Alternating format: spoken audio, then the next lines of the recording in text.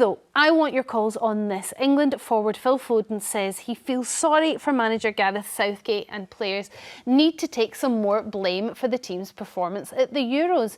Do you agree with that statement? 0207 862 2222 is the number to give us a ring. Susan, is the man at the top always left with the responsibility?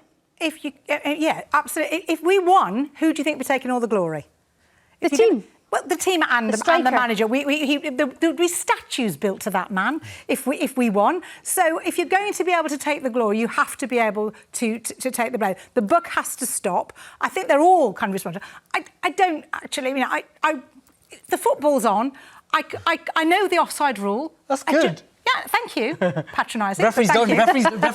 Referees don't know the rules. Well, OK, I know the offside. I just don't care about it. But to me, we're over-analysing a lot, and all the emotion of it is kind of getting in the way. The best football manager we never had, Brian Clough, would not have bothered about people criticising him, would done his own. This is what I think we probably need. Hold on, do you think Gareth Southgate is bothered by the criticism? Well, I don't. Well, Phil Foden's bothered that he might be bothered. Well, he says Why are we all worried about him? I don't think we need to worry. He's got a great job, and he's not doing it great, but he's got a great job. Not doing it great. Can I contest that? Yes, you can. Go on, Bobby. So this is England's football heritage before Southgate. In 2016 at the Euros, we lost in the round of 16 to lowly Iceland. In 2014 in the World Cup, we came bottom of our group in a group with Costa Rica. Didn't win a single game. In 2010, lost in the World Cup round of 16, 4-1, humiliated by Germany. In 2008, we didn't even qualify for the Euros. In 2002, 2006, we had a golden generation with Beckham, Scholes, Gerrard, Lampard. We didn't get past the quarter-finals. That is the real football heritage of England. But since Southgate's come on in 2016, we've got to a World Cup semi-final. We've got to a European Championship final. In the World Cup, we got to quarter-final, lost to Mbappe in France, and considering they're the world champions, that's acceptable. And if you look at the records, as a statistician, 1968 to 2016, we've won 6 knockout games. That's in 48 years, we won 6 knockout games. Yet in the 6 years Gareth Southgate's been manager, we've won 7 knockout games. So I don't care if the football's not appealing. On his record, this man should get a statue. Right, do you know what? I think we've done the debate there. Southgate's done a pretty good job. End of discussion. OK, let's go to the calls and find out what you think. David from Southampton, do you feel sorry for Gareth Southgate? No, of course not. Why not? He's getting a hard time. He's trying his best. He's there to do a job. But I'm more concerned about management in general, because it's not only Southgate, it's a lot of other managers who what they do is they buy the best players or pick the best players, and they expect them to play to a particular system once they've been picked. That should be turned on its head. You pick the players that you want to play in a particular way. The major problem with the English team at the moment is that you've got players, Foden as a classic example, playing out of position. You've got players who are right-footed playing on the left and all sorts of things. It's all about pace and movement. We haven't got it in the England team. We would rather run 10 yards forward and then pass it 12 yards back, which is not the way. I used to be a winger in my day, and the one thing I was told to do is to get to that byline as quickly as I could. Do you think, David, Nowadays, it's too slow. Everything's too slow. Okay. And do you think that potentially Gareth Southgate's real issue is that half the population of England think they can do a better job than him? Well, I think that's what a football fan does. I mean, exactly. That's the fun of it. If we're not going to win, the one thing that David and all the other people who are going to ring in are going to do, they're going to analyse it and tell you what they should. That's the fun of the game. So they're sitting in the pub or they're sitting at home. People have always done that. They've always said the ref doesn't know what he's doing or the manager doesn't know what he's doing. And But then why are they there? Why is Gareth Southgate there, David? Well, somebody's going to do it. Well, I would do the job for $5 million. I know, but the difference is nobody's asked you, David. Why have they asked Gareth Southgate to do it? What I'm trying to say is that he is privileged enough to be, the English manager, right? But why is he not privileged enough to be in that position because of the things that Bobby has just listed, because of his previous successes, because of his CV, and because of that? Don't the English fans have to gather around him and give him a bit of faith and go, OK, you might be doing something a little bit strange, but actually... His managerial experience is limited. Pardon? His managerial experience is limited. Well, he's done pretty David, good in the... It might be, but look at that record there. Can you not deny that he's probably, apart from Alf Ramsey, our most successful manager by far? The record, just the record alone, do you agree with that? Well, English managers, I mean, yes, okay, fair enough. Yeah. David, David, I know you were reluctant to say it. You're not talking about Venables here, you know, who in fact was the finest English manager in the last decades. OK. David, thank you very much for your call. Albert from Kent, I'm sure you have a few criticisms on what Gareth Southgate's been doing or not been doing. Yeah, good morning. Hi. I'm an England fan, a passionate England fan. Great. And what I say, Gareth Southgate has not got a positive bone in his body. Oh. If he actually let the players off the handbrake, let the handbrake off, let them attack and play attacking fast football like they do every week in and out, they would actually compete with any team in the world. As He's somebody, not got a...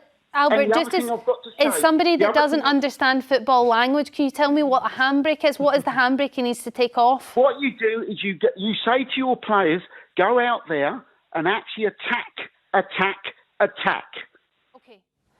And they're not doing that. Although, do you know what, Albert, Phil Foden actually said... Another thing I must say, football is a very simple game, right? You said the it. The object of the exercise is to actually score more goals than the opposition. And the man who's I don't know what his name, the one in the red jacket? Oh, Bobby. Bobby. Mr. Seagull. Bobby? He says about we got through to this and we got through to... Ask him, have we won a cup? Have we actually How many cups have we won in our entire history? We've won one trophy, 1966, when it was played in England. I was wondering how long it was going to be before we got to 1960. But we've got a sense of entitlement. Actually, can I make a suggestion, Albert? Albert, can I make a suggestion? Maybe it's not the manager. Maybe you just don't have the squad. Yeah, we have a sense of entitlement, Albert. We think that. Sorry. It's nothing to do with the squad. It's nothing to do with the squad whatsoever. Those footballers play attacking football week in, week out. It's the manager. The manager tells them to sit back and stop I'm going to dispute that. Forward. Albert, Look at the last game, the last 15 minutes when they went 2-1 up, they sat deep. Instead of being what England should do, attack. We can do it. Got you. Although, Albert, you know Phil Foden, he actually came out and said the manager tells us, A, to press, and B, to play high up the pitch. We're not sure why we don't do it. So he trains them that way. That's what Phil Foden, I'm not saying it, Phil Foden has said we press and we play high up the pitch. Manager, he said that, not me. Albert. Have you been watching a different game than me? They don't play high up the pitch. Albert, you're not listening. What Bobby's saying is Phil Foden has said himself, as one of their key players, has said that you're saying attack. OK, Gareth Southgate says press. Maybe he's using the wrong word. But he's telling the players to do it, and they don't seem to be doing it on the pitch. It doesn't reflect in the game. Now, Phil Foden hasn't said why that is. He doesn't know. But he's saying it's not Gareth Southgate's fault because he is saying to do that. He's telling the players to do it. Hold on. I watched the football. I've watched all of it. And he's held his hand up. I want the ball. I want to attack. And he's told not to. The thing is, when they get the ball in midfield, right, instead of having a positive thing in their head to pass it forward, to get it forward like Spain do, they tend to pass it back sideways. It is not fair to... I tell you, it's not fair to the fans that pay thousands of pounds to go out to Germany to watch them. Yep. It is not fair. Albert. And he says that he Albert, next time get tickets for Spain. It sounds like you'll have a better time, but thank you very much for your call. You do have to wonder, though, if you had Albert in the dressing room, would there be any difference in that speech he just gave? Would they come out? I mean, you just have to wonder, don't you, really? A Ferguson hairdryer situation. Sarah from Liverpool, what's your thoughts on how England's been playing? Well, to be perfectly honest, everyone blames the manager, Gareth Southgate. There are 11 blokes on the pitch. Well, that's what Phil's saying. If they're not doing their job, then that's their fault. If they get told to do... a manager can tell them to do something till the cows come home. When this goes throughout, it doesn't matter if it's England team, it doesn't matter if it's grassroots football.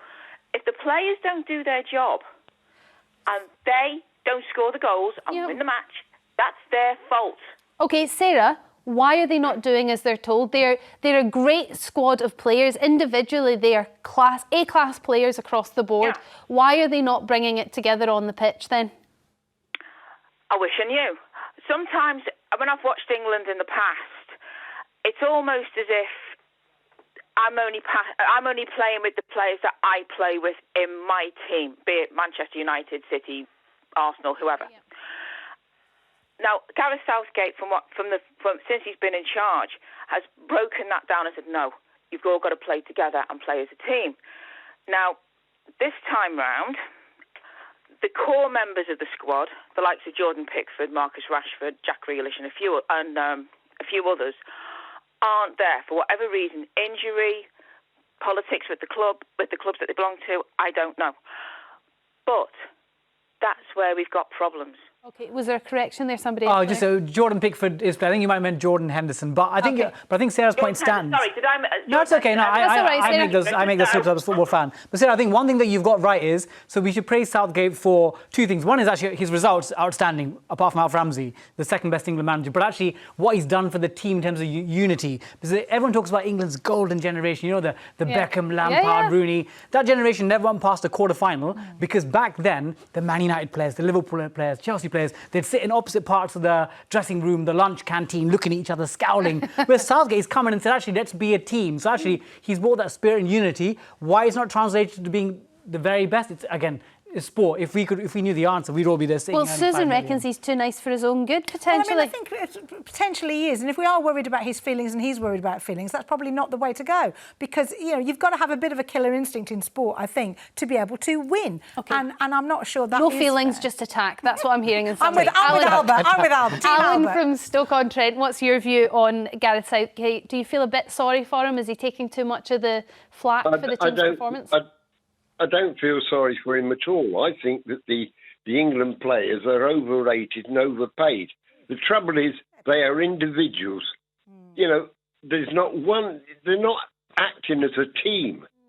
They're trying to be individuals. He's relying on one or two players, and that's it.